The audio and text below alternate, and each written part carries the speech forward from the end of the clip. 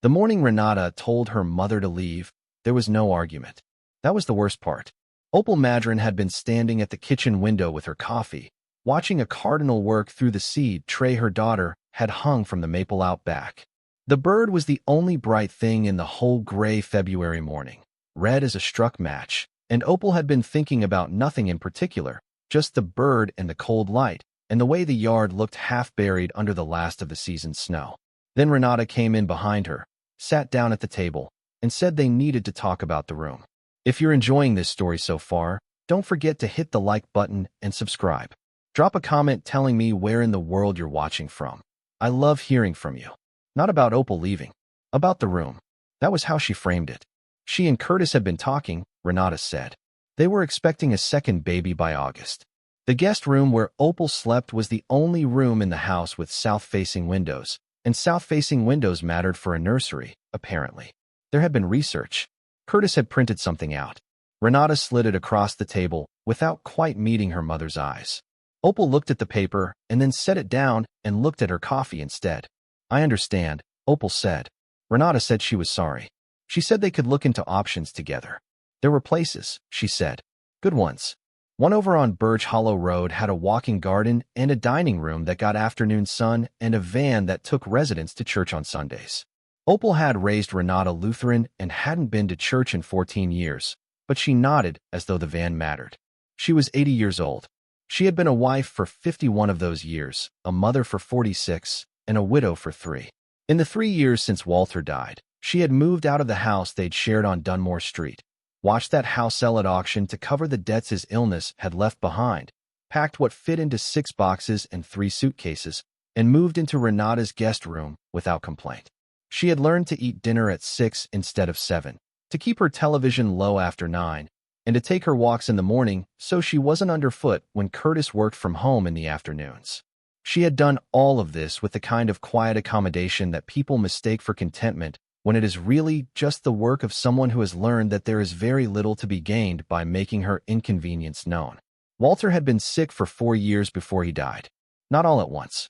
The kind of sick that builds in slow, grinding stages, that takes a little more each month until the man you married is still there in outline, but the details have been erased one by one. The medical bills had come in waves. They had refinanced the house twice. There had been a year where Opal counted the gas in the car before every trip and bought her groceries on Tuesdays because the store near the hospital marked down bread and soup on Tuesdays. She had not told Renata most of this. Renata had enough. Renata had Curtis and the first baby and a mortgage that scared her even when things were going well. When Walter finally went, in November, in the quiet room at St. Agnes where the nurses were kind and the windows faced the parking garage, Opal had sat with him for 2 hours after. She held his hand until it was cool. She thanked the nurses by name. She drove home alone in the dark and sat in the kitchen until morning with the lights off, and then she got up and started making calls. The house sold in March. After the debts were settled and the legal fees were paid, there was almost nothing left. A savings account with $4,000 that Opal kept in a credit union downtown. The jewelry Walter had given her over the years, which she wore and did not intend to sell. A 2009 Buick with 140,000 miles on it that ran fine as long as you remembered to check the coolant.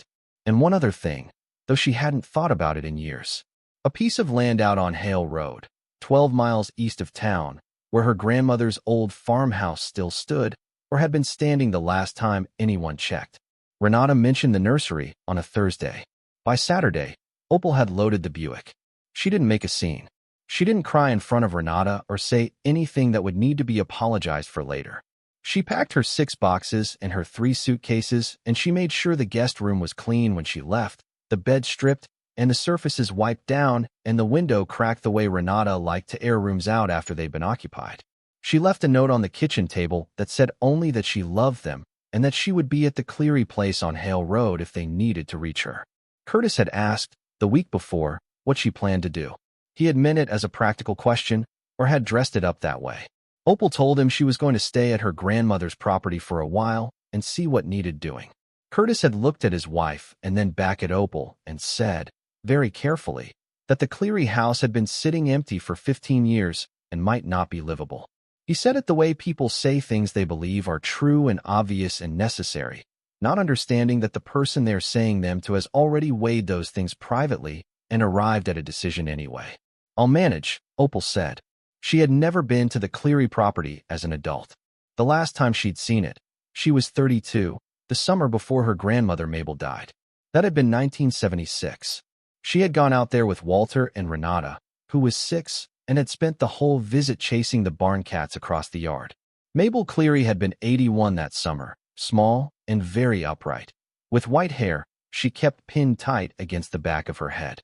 She had fed them supper on the back porch and told Renata that barn cats couldn't be caught, only invited, and that most things in life worked that same way. Mabel died in the winter of 1977. The property passed to Opal's mother, who couldn't afford the taxes on it and didn't know what to do with 12 acres of clay-heavy farmland and a farmhouse that needed a new roof.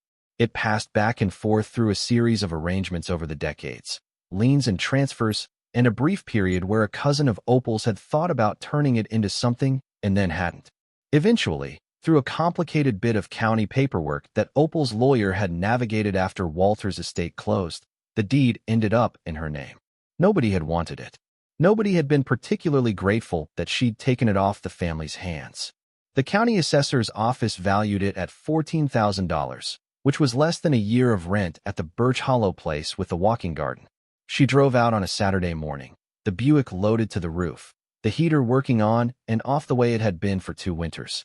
The road east of town narrowed by degrees, the strip malls and gas stations falling away first, then the subdivision housing, then the farm supply stores and the roadside churches, until there was nothing but fields and tree lines and the occasional grain elevator standing against the sky like a gray column. She found Hale Road by a hand-lettered sign that had weathered almost to illegibility. The turn took her off the paved road and onto gravel, and the gravel was uneven and in some places had sunk into the mud underneath, and the Buick grumbled over it with a sound Opal tried not to interpret as a warning.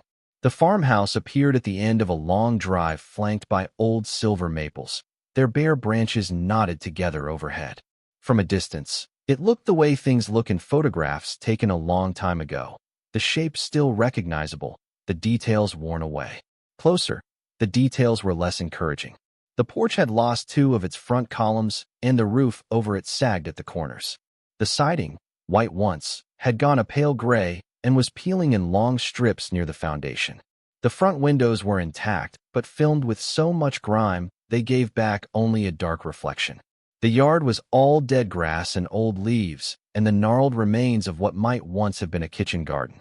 Opal sat in the Buick for a moment with the engine running. She was not the kind of woman who talked to herself, but she said something very quiet then that she would not have repeated to anyone. Then she turned the engine off and got out. The cold came straight off the fields. February in this part of the state was not a gentle month. She could hear the maples above her creaking in the wind, and somewhere past the back of the house something metal was tapping rhythmically against something else. She pulled her coat close and walked to the front door. The key she had was old.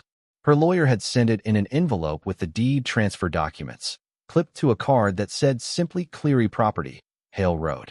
She had kept it in the side pocket of her purse for months without ever looking at it hard. She looked at it now. It was iron, not the standard cut key type, but older, with a shaft and a bit at the end that belonged to a lever lock. She had not known, until she tried the front door and felt the cylinder of the lock, that the door would take it. It did.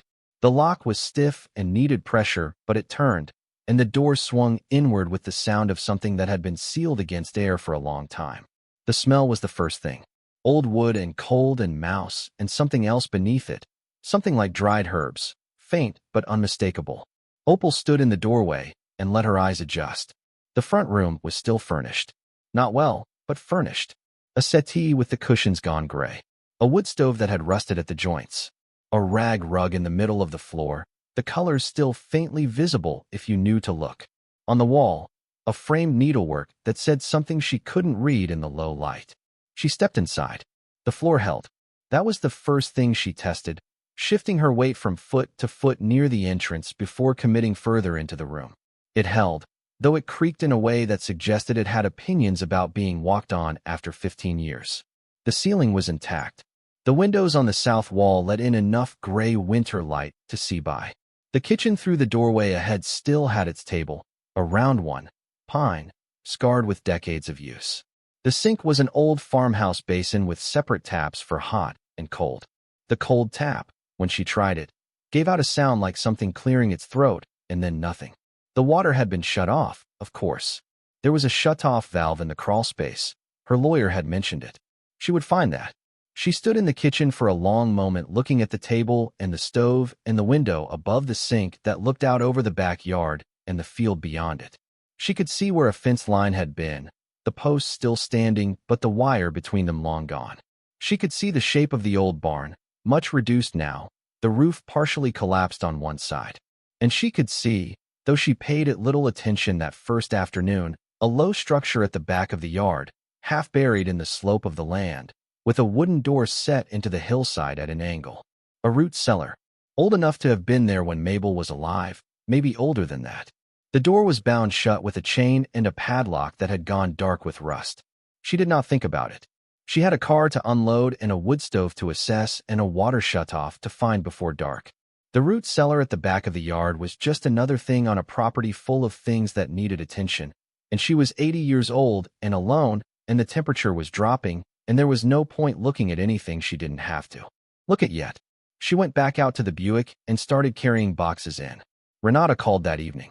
Opal had found a propane camp stove in a kitchen cupboard and had used it to boil water for instant coffee, and she was sitting at the pine table with the coffee and her coat still on, watching the last light go out of the field through the kitchen window. The phone rang, and she answered it. "Are you all right?" Renata said. There was something underneath the question that Opal recognized. Not quite guilt. Something closer to hope that the answer would be simple and reassuring and would require nothing further. "I'm fine," Opal said. "It's freezing out there. I have a coat." There was a pause. "Curtis looked it up on satellite view," Renata said. "The roof looks bad. I'll check the roof in the morning." Another pause. "Mama, you don't have to do this. I can call Birch Hollow tomorrow and see if they have space." Opal looked at the old stove across the kitchen, at the needlework on the wall in the next room. She still hadn't been close enough to read. She thought about the Birch Hollow van going to church on Sundays, and the research Curtis had printed out about south-facing windows. "I'll be all right," she said. After she hung up, she sat a while longer in the quiet. The house made sounds at night, the settling kind, the old wood kind. The kind a house makes when it has been empty for a long time and something has come back to it. Outside, the wind moved through the maples, and the loose piece of metal tapped its irregular rhythm from somewhere past the barn. She finished her coffee. She made the bed in the upstairs room with the sheets she'd brought, and she lay down with her coat over the blankets and her shoes still on, and she listened to the house around her until she was too tired to listen anymore. She did not think she would sleep. She slept. The first week was a matter of logistics, and Opal had always been good at logistics. Walter used to say she could organize a military campaign with a notepad and a good pen, which was his way of complimenting her without making too much of it. She found the water shutoff in the crawl space on the second morning and got the pipes running again after a long consultation with a video on her phone she watched 3 times before she trusted herself. The cold tap in the kitchen worked. The hot water heater in the utility room was a rusted electric unit from the early 1980s that looked like it might be beyond salvage, and she left it alone for now. She filled a pot from the cold tap and heated water on the camp stove for washing up and for her coffee. The wood stove in the front room was in better shape than it looked. An older man at the hardware store in town, where she'd driven to get stovepipe sealant and a new brush for the flue, had asked her which stove she was working with, and when she described it had nodded slowly and said that model was made to last 100 years and had probably been telling the truth when it said so. He had showed her what to check. The flue was clear. The firebox had a crack along the back wall that needed refractory cement, but wasn't dangerous if she kept the fires moderate. She kept the fires moderate. Wood was a problem for about 4 days. There was a half-rotted pile against the back of the house that she worked through carefully, pulling out the pieces still solid enough to burn, and she supplemented it with a face cord she bought from a man whose hand-lettered sign she spotted on the highway shoulder driving back from the hardware store. He was 60 or so, broad through the shoulders, with the kind of face that has spent decades outdoors. He looked at her and at the Buick and at the Cleary Road address she gave him for delivery, and he said he'd be out the next morning. He was out the next morning. He stacked it for her without being asked, which she appreciated more than she said. His name was Earl Potts. He had farmed 400 acres east of the Cleary property most of his adult life and had known the place since childhood. Standing there in her yard with his hands on his hips after the stacking was done, he said he hadn't thought he'd see anyone living out here again. Opal told him it was her grandmother's place. He tilted his head and looked at the house with a different kind of attention. Mabel Cleary's granddaughter, he said. Not a question. That's right. He looked at the house a moment longer, then back at her. She was a good woman, he said. Kept to herself. Knew more about this land than anybody I ever met. He said it with the directness of someone who doesn't attach those words to people carelessly. Then he told her the rate for wood delivery and said she should call him if she needed more before spring. The town itself, the small cluster of a town that served this stretch of county, was called Aldermore. It had a hardware store, a gas station, a dollar store, a diner, and a library that was open 4 days a week and staffed by a single librarian named Greta, who seemed to take Opal's appearance there as a personal event. The diner was where Opal first understood the shape of how her choice was being talked about. She went in for coffee and a hot meal on her 4th day, and the woman behind the counter, friendly enough, had asked if she was the one who'd moved into the old Cleary place on Hale Road. When Opal said she was, the woman had called through the pass-through to someone in the kitchen, and a short conversation had taken place. And then the woman had turned back to Opal with a bright, careful smile. It's been empty a long time, the woman said. I know. I heard the roof on the barn came in. Part of it. The woman refilled her coffee, though it didn't need refilling. Well, she said. Good for you for trying. She said it the way people say things they mean as encouragement, but which land as condolence. A man 2 stools down, who had been eating his eggs in silence, spoke without turning around. That place'll need $30,000 put into it before it's worth a dime, he said. Roof, foundation, wiring. All of it. He pushed his plate forward. My cousin had a look at it 9 years back. Thought about buying it. Walked away. Opal looked at the side of his face. What's your name? She asked. He turned then, faintly surprised. Hatch. Dale Hatch. I appreciate the information, Dale, she said, and turned back to her coffee. She could feel him looking at her for a moment, and then looking away. The woman behind the counter had the grace to find something to do at the other end of the register. Renata called twice that week. Curtis called once, which surprised her, and asked in a voice she recognized as Renata's voice rerouted through his whether she had thought at all about alternative arrangements. Opal told him she had not. She said she was getting the house in order and that things were coming along. She said this while standing in the kitchen, which had a gap at the base of the back window wide enough to feel the outdoor temperature through, and while the floorboards overhead creaked from the movement of the wind in the attic she hadn't accessed yet. If it becomes too much, Curtis said, trailing off the way people do when they believe something will become too much and want credit for not saying so outright. I'll let you know, she said. She didn't sleep as well the second week. The cold was part of it. The camp stove kept the kitchen livable and the wood stove took the edge off the front room. But the bedroom upstairs was cold in a way that settled into her joints and made moving in the mornings slow and deliberate work. She had brought an electric blanket and ran an extension cord from the only outlet in the upstairs hall, and that helped, but only after the first hour. She woke most nights somewhere between 2 and 4 and lay still, listening to the house. It was on one of those nights, the 9th or 10th, lying still with the wind pressing against the north wall, that she found herself thinking about the root cellar again. Not about opening it, just about the fact of it, the padlock and the chain. The way the door was set into the hillside as though it had been built to resist something. Mabel had been a practical woman by every account, and root cellars were practical things, used for keeping vegetables through winter, maybe canned goods, maybe apples.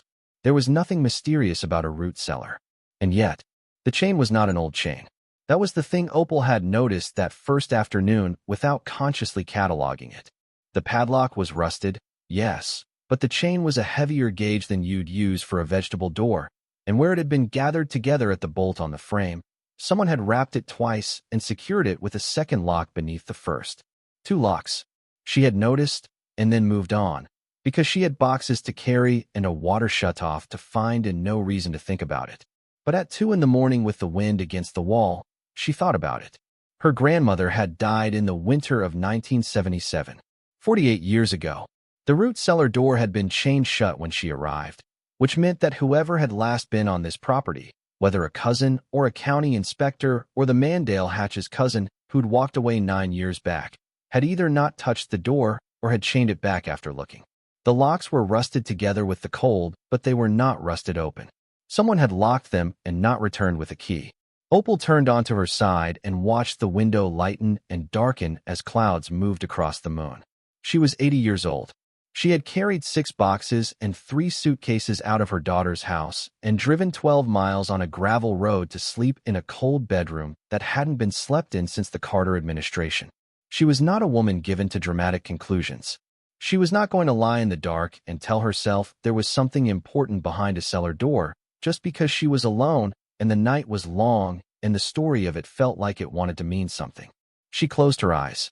But she thought, 2 locks. For a vegetable cellar. She thought. Mabel had kept to herself. Knew more about this land than anybody. She thought. There was a key in her grandmother's probate papers that no one had ever identified. She had seen the inventory once, years ago, when her mother was sorting through the estate. A door key, an iron one, and a small separate key with no label. The door key had been for this house, the one she was sleeping in now. The small separate key had gone into a box, and the box had gone into a closet, and then into a garage, and then, Opal suspected, into nothing. Lost the way small things are lost when no one is looking for them. She had no idea where it was. She had no idea if it meant anything at all. She turned over again and tried to sleep, and finally, sometime after 3, she did. Outside, the maples stood bare against the sky, and the root cellar door stayed chained shut against the hillside, patient the way old things are patient, waiting with no urgency for the person who would finally arrive with the right question. She had come. That was enough for now. The question would come later. March came in wet. The fields on either side of Hale Road turned soft and dark, and the drive became a problem, the gravel sinking into mud that grabbed at the Buick's tires and held on. Opal learned to take the turn from the highway slowly and to stay in the wheel ruts carved by Earl Potts's truck from his wood deliveries, which were firmer than the surrounding ground. She learned which parts of the yard to avoid after rain. She learned that the drainage along the south side of the house was wrong, that water pooled against the foundation when it rained hard, and she bought sandbags at the hardware store in Aldermore and stacked them herself, 12 of them, one at a time, which took most of a cold afternoon and left her shoulders aching for 3 days. She didn't tell Renata about the sandbags. The house was yielding itself to her in the way old houses do, slowly, on its own schedule, in no particular order. A week after she arrived, she found, in a drawer beneath the kitchen sink, a collection of seed packets from the mid-1970s. The paper was fragile, the printing faded, but the varieties were still legible. Kentucky Wonder beans, Mortgage Lifter tomatoes, Brandywine, Kyaja beet, a parsnip she'd never heard of called a hollow crown. She set them in a row on the windowsill above the sink without quite deciding what she intended to do with them. They stayed there while she worked on other things, bright little rectangles of color against the gray of the window glass. The attic she accessed in the second week. A pull cord in the upstairs hall brought down a folding stair that was sounder than it looked, and she went up with a flashlight and found what attics in old farmhouses generally contain. Boxes, broken furniture, a dress form on a rusted stand, a collection of mason jars, stacks of old farm ledgers bound with twine. Against the far wall, under the slope of the roof, she found something she had not expected. A steamer trunk, old, with brass fittings gone green, initialed on the lid in faded paint. M.E.C., Mabel Edith Cleary. Opal stood in front of it for a moment in the cold attic air, her flashlight making a yellow circle on the trunk's surface, and then she went back down and had her coffee and came back up with better boots and a longer extension cord for the work lamp she'd bought at the hardware store. The trunk was not locked. The latch was stiff, needing both hands and some leverage, but it opened. Inside, folded in tissue that had gone yellow and soft, clothing, mostly. A good wool coat with a fur collar. 2 dresses she recognized from photographs as belonging to a style of the 1940s, when Mabel would have been in her mid-40s. A pair of kid gloves in cream. Underneath the clothing, wrapped separately in a piece of cotton muslin, a small bundle of letters tied with a faded blue ribbon, and beneath that, a photograph album with a black cover. Opal brought the letters and the album downstairs to the kitchen table and sat with them in the good morning light. The photographs were mostly what she expected. Mabel as a young woman, unsmiling in the way people were unsmiling in photographs from that era, as though a camera were a serious instrument requiring a serious face. The farm in earlier decades, the barn intact and painted red, the yard fenced and cultivated, rows of something she couldn't identify from above. A man she took to be her great-grandfather, tall and thin-faced, standing beside a horse with the posture of someone who considered the horse a business partner of equal standing. And then later photographs, Mabel alone more often, the farm looking more weathered, the man absent from pictures Opal estimated from the clothing styles belonged to the early 1960s. She turned a page and stopped. A photograph she didn't recognize the context of. Mabel in what looked like a lawyer's office, seated across a desk from a man in a suit, both of them signing documents. Behind Mabel stood another man, younger, mid-30s perhaps, with a pleasant, open face, looking at the camera with an expression that was partly proud and partly uncertain. Written on the back of the photograph in Mabel's precise hand, April 14, 1961. Lawson and Thomas. The arrangement made right. Opal read it twice. Then she set the photograph aside and opened the letters. They were not love letters, or not the kind she'd expected. They were from someone who signed himself only as T, and they covered a period from the late 1950s to what she estimated, from context, as the early 1960s. The handwriting was clear and careful, the kind taught in schools that took handwriting seriously. The letters were about money and property, and something T referred to as the terms of the original understanding. He wrote about trust and about patience and about what he called the weight of something held in good faith. He wrote, in one letter dated to what Opal calculated must have been early 1961, that the arrangements had been made and that Mabel should not worry. He wrote that he had taken steps to ensure that what was owed to her would not be lost, regardless of what happened to him. He wrote that the place on Hale Road would hold it, if she was willing. She had said she was willing. He trusted that she still was. And then, beneath the letters, folded into a small square of its own, a single sheet in different handwriting. Older, a man's hand, ink brown with age. A list of numbers. Below the numbers, 2 lines, the cellar. Keep it locked. Burn this if you are ever uncertain of what comes next. Mabel had not burned it. If you're hooked on this story, make sure to subscribe and turn on notifications so you never miss an upload. Your support means everything and helps me bring you more emotional stories like this one. Opal sat at the kitchen table for a long time after that. The camp stove had heated her second coffee past drinkable, and she didn't notice. Outside, the wind moved through the maples the way it always moved through the maples, and the loose piece of metal at the back of the barn tapped its rhythm, and the fields were dark with March rain. She was a practical woman. She did not let herself build conclusions from fragments. But she took the letters and the photograph and the folded sheet and put them in a clean envelope she'd brought from Renata's house. And she put the envelope in the zippered interior pocket of her coat, close, where she wouldn't forget them. She had been here 3 weeks. She had fixed the water and stacked the firewood and weatherproofed the south wall and worked through the seed packets with a kind of quiet inventory she couldn't explain except that they were Mabel's and deserved to be sorted. She had not yet gone near the root cellar. That changed on a Tuesday. It was still cold, but the rain had stopped and the ground was firmer than it had been. Opal put on her boots and her good coat and walked to the back of the yard in the early afternoon. The root cellar was set into a low rise that curved away from the back of the house. An earthen berm with a timber frame and 2 doors, the outer ones wooden, weathered gray, and the inner, she assumed, either stone or poured concrete, the way they built them in this part of the country before the Second World War. The chain was exactly as she'd noted the first day.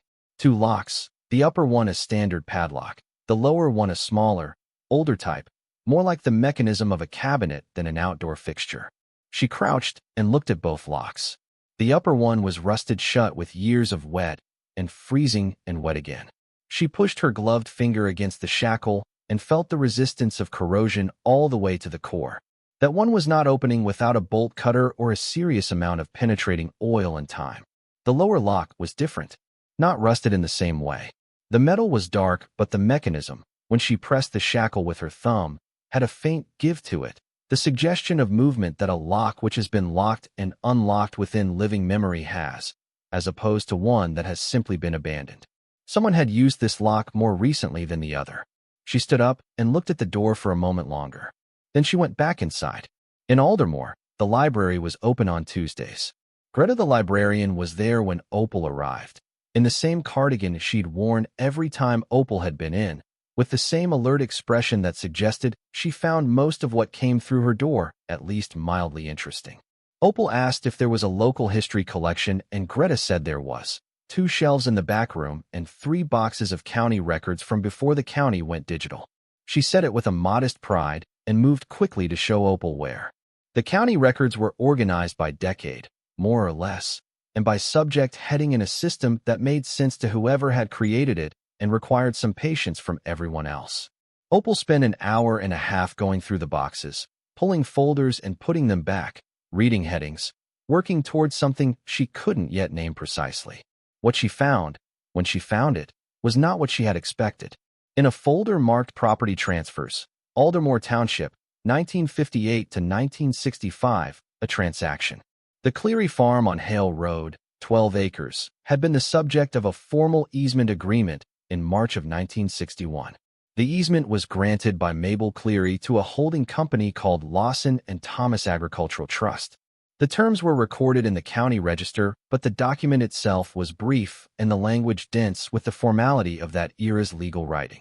What it said, as Opal read it twice and then a third time, was that Mabel had agreed to maintain a portion of the property in trust on behalf of the holding company, and that in exchange the holding company had agreed to indemnify her against certain unspecified claims. The easement was filed in April of 1961, the same month as the photograph. The holding company, Lawson and Thomas Agricultural Trust, did not appear in any other county record Greta could find when Opal asked her to look. It was not registered in the current business directory. A search of the state's corporate registry, which Greta performed on the library's desktop computer with the focused competence of someone who took research requests personally, returned nothing current. An older directory from 1965, which the library had on microfiche, listed a Lawson and Thomas Agricultural Trust at an address in the county seat, with one registered agent whose name was given as Theodore Marsh. Opal thought. Not a surname initial. A first name. Theodore. She asked Greta if she had access to obituary records from the 1960s. Greta said she had the Aldermore Courier on microfiche back to 1932. It took 40 minutes, but Opal found it. Theodore Alban Marsh, aged 44, died March 1963. Survived by his wife and 3 children. Listed occupation, land agent and estate trustee. No mention of Lawson and Thomas. The obituary was 4 lines. Opal drove home in the fading afternoon light with the heater cycling on and off and the envelope in her coat pocket and the feel of the research sitting in her chest the way a puzzle does when enough pieces have accumulated that you can see the outline of the picture without yet knowing the details. Theodore Marsh had made an arrangement with Mabel in 1961. The terms involved the property on Hale Road. He had died in 1963, 2 years after the arrangement. And in a root cellar on that property, locked with 2 padlocks on a chain, whatever he had entrusted to Mabel's keeping had sat undisturbed for the better part of 60 years. She told none of this to Renata. When Renata called that Thursday, as she did most Thursdays, Opal told her the water was working and the wood stove was good, and she had found some interesting old photographs in the attic. She let Renata fill the rest of the call with news about the pregnancy and a thing Curtis had said that had bothered her and a neighbor dispute about a fence line. Opal listened and asked the right questions and said goodnight. She did not tell Earl Potts when he came by the following week to check whether she needed another cord of wood. She bought the wood and asked him instead about the history of the area, casual and general, the way someone new to a place might ask out of friendly curiosity. Earl knew more than she expected. He talked about the old farming families, the ones that had been here 3 and 4 generations, and about how the county had changed after the war and then changed again when the big operations moved in. He mentioned Mabel again without being asked, said she had been known for keeping her own counsel, that even the people who'd traded with her for years hadn't known much about her private affairs. Opal asked if he'd ever heard of a company called Lawson and Thomas. Earl went quiet for a moment. He was loading a few stray pieces of wood he'd thrown off the truck onto the stack against the house, and he stopped and held a piece across both hands without stacking it. Not a company, he said. 2 men, lawyers or land agents. I'm not sure which. I heard the name from my father, years back. He said they used to handle certain arrangements for farmers who had property they needed to protect during difficult times. What kind of arrangements? Earl stacked the piece and reached for another. The kind people don't put in writing more than they have to, he said. He didn't say it with suspicion or warning. He said it the way a man his age says things that are simply the truth of how things used to work. Then he said the truck needed to be back before dark and he'd see her in a few weeks, and he got in and drove away down the gravel drive. She stood watching his taillights until they turned onto the highway. That night, Opal went to the attic again. She went through the trunk more carefully this time, lifting out each piece of clothing, running her hands along the lining of the trunk, checking beneath the false cardboard bottom she'd noticed but not investigated on her first visit. The bottom lifted with a little pressure at one corner. Beneath it, nothing dramatic. A small flat tin, the kind that had once held throat lozenges or hard candy, and inside the tin, 2 things. A folded square of paper and a key. Not the iron key to the front door. Smaller, flat, with a simple bow and a short shaft, the kind made for a cabinet lock or a small padlock. Old, but not corroded, as though it had been kept dry and had been placed here with care. The paper, unfolded, was a single line in Mabel's handwriting. For whoever finds themselves here with nowhere left to go. Opal read it standing in the cold attic with the work lamp throwing her shadow long across the floor. She read it, and something moved through her that she could not have named with precision. Not quite shock, not quite grief. Something closer to recognition. The feeling of being addressed by the right words at the right moment, which is a thing that only happens rarely and which, when it does, lands differently than ordinary surprise. She closed her hand around the key. It was small and cool in her palm. She had arrived at the Cleary place with nowhere left to go. She had not thought of it in those exact terms, had not used that phrase to herself, had been careful, in fact, to think of her situation in more practical language, more manageable terms. But that was what it was. And her grandmother, 48 years dead, had left a note for the person who would arrive at this property in that condition. Opal did not cry. She was not, generally, a woman who cried easily, and this moment was not one she wanted to spend in that way. She folded the note back along its original creases and put it in the tin and put the tin in the pocket of her coat alongside the envelope with the letters and the photograph. She kept the key in her hand. She went downstairs carefully, one step at a time, the way she always went downstairs now, which was not vanity but practicality. She walked through the kitchen and out the back door into the cold, dark yard, without stopping to put on more than she had. The night was clear. Stars above the fields, the kind of sky you only get far enough from town. The maples stood still without wind for once, and the yard was silver and black in the moonlight, and at the back of it, against the slope of the rise, the root cellar door was exactly where it had always been. She walked toward it. She had the smaller key in her hand. She reached the door and crouched, her knees protesting the familiar protest, and held her phone's flashlight close to the lower lock. The key fit the keyway. She felt it settle into the mechanism with a precision that meant this was the right key, that it had been made for this lock and no other. She didn't turn it. Not yet. She knelt in the dirt in the dark at 80 years old, with her hand on a locked door that her grandmother had sealed in 1961 and left a key for in the bottom of a trunk, and she stayed there for a moment that felt longer than its seconds. Then she stood up, her knees making their protest known, and she walked back to the house. Not tonight. She would do this right. In daylight, with a clear head, with the bolt cutter she would need for the upper lock and the penetrating oil she would pick up in town. She would not do this in the dark alone with her heart going the way it was going. She would sleep, and in the morning she would decide what she was doing and she would do it. She went inside and locked the back door behind her. She set the small key on the kitchen windowsill next to the row of seed packets. Mortgage lifter. Hollow crown. Kentucky wonder. She looked at the key among the packets for a moment and then turned off the light and went to bed. She slept better that night than she had in 3 weeks. Renata came the following Saturday, unannounced, which told Opal she had been working up to it and had decided that announcing the visit would allow Opal to prepare some form of managed presentation that would not tell Renata what she wanted to know. Renata was not stupid. She had her father's way of doing things, a frontal approach, and she had her mother's way of anticipating things, which meant she also knew, on some level, that she was being managed. The fact that she came unannounced was a kind of honesty, if not a comfortable one. She pulled into the drive at 10:30 and sat in her car for a moment before getting out, which was a thing Opal noticed from the kitchen window, and filed without comment. When Renata came in through the front door, which Opal had left unlocked in the way she'd learned to leave it, the first thing she did was stand in the front room and look at the wood stove and the clean rug Opal had beaten and relayed and the windows Opal had washed on the inside so the light came through properly, and the expression on her face shifted between things she wasn't saying. "It's warmer than I expected," Renata said finally. "The wood stove works fine," Opal said. Renata moved through to the kitchen, and Opal followed and put the kettle on. Renata sat at the pine table and looked around with the particular attention of someone doing a structural assessment while pretending to do something else. She looked at the patched window gap, the propane camp stove, the clean counters, the row of seed packets on the sill. Her eyes stayed on the seed packets a moment. "Those are from the 70s, she said. "Your great-grandmother's." Renata picked one up and looked at the front of it, then the back.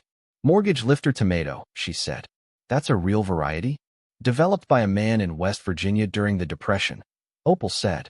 "He grew them until he paid off his mortgage. Named them accordingly." Renata set the packet back on the sill and looked at her mother. The kettle started its sound. "Are you actually going to garden?" she said. "I might." "Mama, you're 80. I know how old I am." Renata was quiet while Opal made tea. When it was set on the table between them, Renata wrapped both hands around her mug and looked at the kitchen window, at the backyard visible through it, and then at something beyond it. Her voice when she spoke again was quieter and had shed some of its managerial quality. "What are you doing out here?" she said. Not accusing, genuinely asking. Opal considered the question. "I'm not entirely sure yet," she said. "But I think I'm supposed to be here." Renata looked at her. "What does that mean?" "Your great-grandmother left something," Opal said. She chose the words carefully, not lying, not revealing more than she had processed herself. "I'm not sure what, but I think she left it deliberately." "Left what?" "I don't know yet." Renata sat with that. She was not a woman comfortable with incomplete information, which was why she had come on a Saturday without calling. "Is it something valuable?" Opal thought about the letters. The photograph dated April 1961. The arrangements made right. The note for whoever finds themselves here with nowhere left to go. "It might be," she said. The words settled between them differently than Renata had expected. Opal could see that. The slight recalibration of posture, the way Renata's eyes moved to the window and the yard and the back field, and then back to the seed packets on the sill, as though she was reordering what she'd seen. "Have you told anyone?" she said. "No." Renata set her mug down. "Should I tell Curtis?" Opal looked at her daughter across the table that had been her grandmother's and that had stood in this kitchen for more than 80 years. "Not yet," she said. Renata nodded slowly, which was not the same as agreeing, but was, in this instance, the closest thing to it that was honest. She finished her tea and stayed another hour, walking through the house room by room with Opal, and she did not say anything more about the Birch Hollow place or the walking garden or the van that went to church on Sundays. She left when the clouds came in from the north and the light went flat over the fields, and she said she would call in the week, and she did, though she did not bring it up again. She was waiting, the way people wait when they are not certain what they are waiting for, but have decided to be patient about it. Opal walked back into the kitchen after her daughter's car disappeared around the tree line. She stood at the window for a moment. The backyard, the field, the root cellar against the hillside with its chain and its 2 locks and its 60 years of sealed silence. She picked up the small key from the windowsill and held it in the light. Tomorrow she would go to the hardware store. She would buy penetrating oil and a bolt cutter rated for the gauge of that chain. She would come home and set to work on the upper lock, the rusted one, and she would give it whatever time it needed. And then she would open the door. She was at the hardware store when it opened at 8 the next morning. The bolt cutter she needed was heavier than she expected, a 24-inch model with compound action handles that the young man behind the counter carried to her car for her without being asked. She also bought a can of penetrating oil, the kind used for seized bolts on farm equipment, and a pair of work gloves lined with fleece, and a good headlamp with fresh batteries, because the root cellar would be dark and she intended to see what she was seeing. She drove home on Hale Road with the bolt cutter across the back seat, and the morning coming up pale and thin across the fields. The air was cold still, but the quality of it had changed since February, something looser in it, the suggestion of warmth a few weeks away, even if not yet present. She pulled into the drive and sat for a moment with the engine off, listening to the maples and the birds that had started returning in the last week, a pair of red-winged blackbirds she'd seen at the fence posts 2 mornings running. Then she got out and went to work. The penetrating oil on the upper padlock she applied 3 times, waiting between each application, turning the shackle back and forth with her gloved hands to work the oil into the mechanism. It took 40 minutes before there was any give. After an hour, there was enough movement that the bolt cutter could get proper purchase.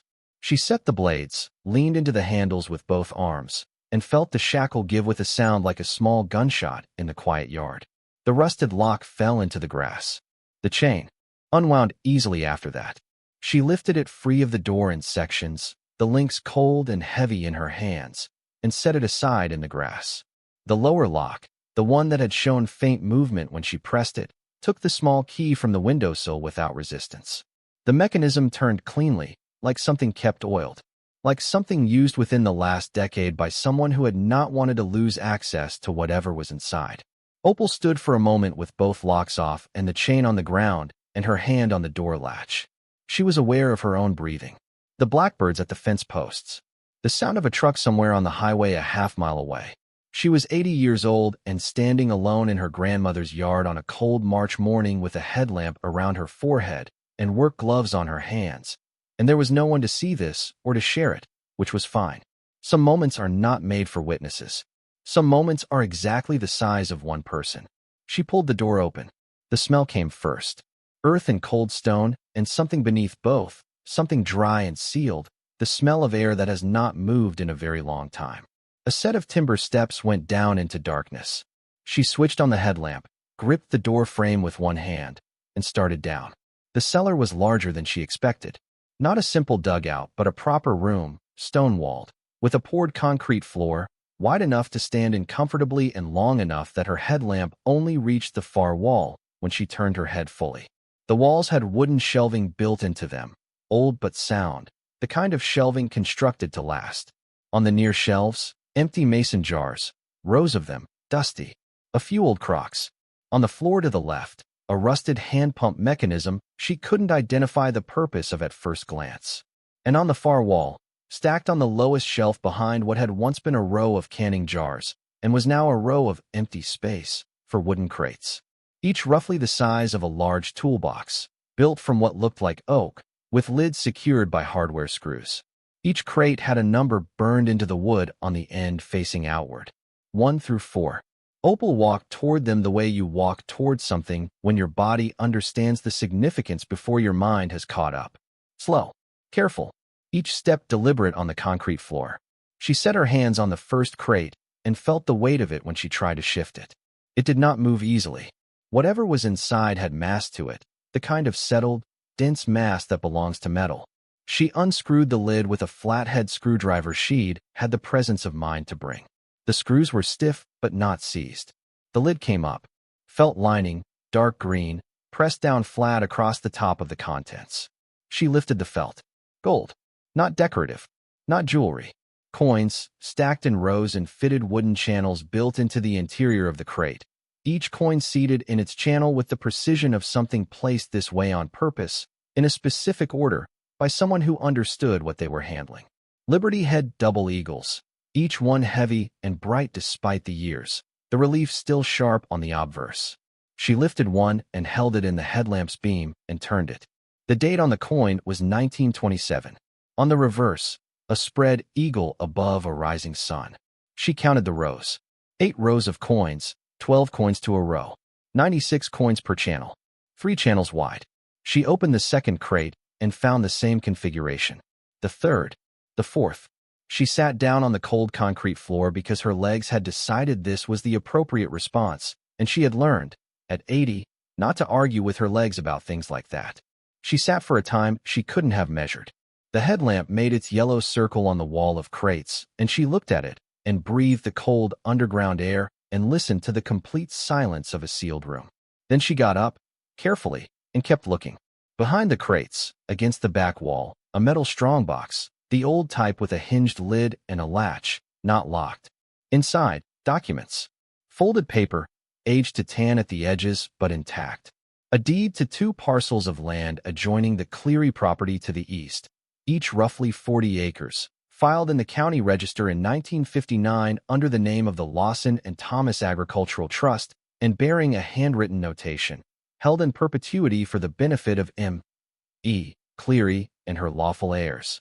A letter from Theodore Marsh, full name this time, and dated January 1963, 2 months before he died. It said that the contents of the cellar had been entrusted to Mabel at her explicit consent and that she was the rightful beneficiary of the trust, as per the original agreement made in April of 1961. It said that in the event of his death, the trust would dissolve and all assets would transfer to her outright. It said he was sorry he had not been able to tell her this in person before things moved as quickly as they had. At the bottom of the strongbox, a single envelope sealed with wax. On the front, in Mabel's handwriting, "For my granddaughter Opal, or whoever of my blood comes last to this house, when the world has given them little else." Opal stood in the root cellar with the envelope in her hands and read the front of it 3 times. Then she tucked it inside her coat against her chest and climbed back up into the morning. She called Earl Potts first because he was the person she trusted most in this county, and he was a practical man who would not react in a way she would have to manage. She told him what she had found, in plain terms, and there was a silence on the line, and then he said he would be there in 20 minutes. He was there in 15. He went down into the cellar and stood looking at the crates for a long time without touching anything, and then came back up and looked at Opal with an expression that had set itself into something calm and certain. "You'll need an expert," he said. "Not a pawn shop, a proper numismatist, or an auction house." "I know," she said. "And a lawyer, before you tell anyone else." She had already thought of that. She called the lawyer who had handled Walter's estate, a careful man in the county seat named Terence Alt, who had been decent to her during a time when decency had been in shorter supply than she would have liked. She told him what she had found, and he listened without interrupting, and then said he would drive out the following morning and would bring someone he trusted. The someone he trusted was a woman named Dr. Phyllis Vane, a numismatic specialist who worked with 2 auction houses in the region and who arrived in a car considerably newer than anything on Hale Road was accustomed to and walked down into the root cellar with a flashlight and a loupe and did not come back up for an hour and a half. When she came up, she asked to sit at the kitchen table. Opal made coffee. Dr. Vane set her notebook on the pine table and looked at what she had written and then at Opal, and then she said that the coins in crates 1 through 4 were, as far as she could assess in current conditions, pre-1933 American gold coins in exceptional condition. She said the Liberty Head double eagles were among the finest examples she had examined outside of an institutional collection. She said she had identified 7 coins in the first crate alone that bore die characteristics consistent with known low-mintage varieties, including 2 that she believed were 1927 D double eagles, a coin with a mintage of approximately 180,000, but a surviving population in this grade estimated in the low dozens. She said this in the even, professional tone of someone who has learned to deliver large information in a way that does not cause people to fall off their chairs. Then she said the full appraisal would require proper examination and grading, which she could arrange, and that she was reluctant to speculate on total value before that process was complete, but that she wanted Opal to understand the scope of what she was looking at. "A rough range," Opal said, "for the purpose of understanding what I have." Dr. Vane looked at her notebook. "The 4 crates contain approximately 384 coins," she said. "At current gold spot price alone, the melt value would be in the range of $9 to $10 million. The collector value for coins of this type and condition in a collection of this size would be substantially higher. The 1927 D double eagles, if authenticated as I believe they will be, are individually worth in the range of $2 million at current auction. You have 2 of them that I can identify at first examination." Opal kept her hands around her coffee mug. "And the land deeds?" she said. Terence Alt, who had been sitting quietly during all of this, spoke up. "The 2 parcels to the east he had been looking into since last night. The land had been in the trust's name and had never been transferred or sold after Marsh's death. It had been taxed, minimally, through a dormant trust account that appeared to have been funded forward by Marsh before he died. which was the kind of thing a careful man did when he expected he might not survive to manage things himself. Both parcels were listed in the current county records as belonging to the Lawson and Thomas Agricultural Trust, which had no surviving principals. The path to transferring title to Opal was not simple, but it was clear, and he had already spoken to the county recorder's office that morning. "How much land?" Opal asked. 80 acres, he said. "Combined with the 12 you already hold, you would own 92 acres on Hale Road." Opal looked out the kitchen window at the backyard and the field and the tree line where Earl's truck was parked. She looked at the seed packets on the windowsill. Mortgage lifter. Hollow Crown. Kentucky Wonder. She thought about Dale Hatch at the diner saying the place would need $30,000 put into it before it was worth a dime. She thought about Curtis printing out research about south-facing windows. She thought about Mabel, who had been 81 the last time Opal saw her, upright and white-haired and feeding them supper on the back porch, who had said that barn cats couldn't be caught, only invited, and that most things in life worked that same way. She asked Terrence Alt to proceed with the title transfer. News in a small county travels in a specific way. It doesn't broadcast. It moves in concentric circles from a center point, each circle reaching people who knew the people in the one before it. And by the time it reaches the outer edge, it has changed shape somewhat, but has not lost its essential weight. By the end of the week, Aldermore knew that the woman who had moved into the old Cleary place on Hale Road had found something. The details varied. The fact of it did not. Renata found out on a Thursday, the same day she usually called, except that this time Opal called her first. She told her daughter the full story in the order it had happened, from the trunk in the attic to the letters to the key to the root cellar. And she told her what Dr. Vane had said and what Terrence Alt had said, and she told her about the 80 additional acres. She told it plainly, without theater, because that was how she understood things should be told. Renata was quiet for a very long time. Then she said, "Mama." Just that word. "I know," Opal said. Another silence. When Renata spoke again, her voice had something in it that Opal recognized as the sound of a feeling arriving that the person had not anticipated and was not sure how to manage. "We almost put you in Birch Hollow," she said. "I know that too." "I should have," Renata started, and then stopped, because there was no clean way to finish that sentence. Opal let the silence hold for a moment.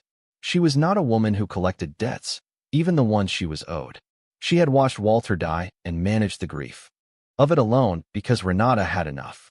She had packed her boxes without complaint and driven 12 miles on a gravel road, and slept in a cold bedroom, and stacked 12 sandbags along the south wall, and she had not, at any point, allowed herself the indulgence of bitterness, not because bitterness was unjustified, but because it was expensive and she could not afford it.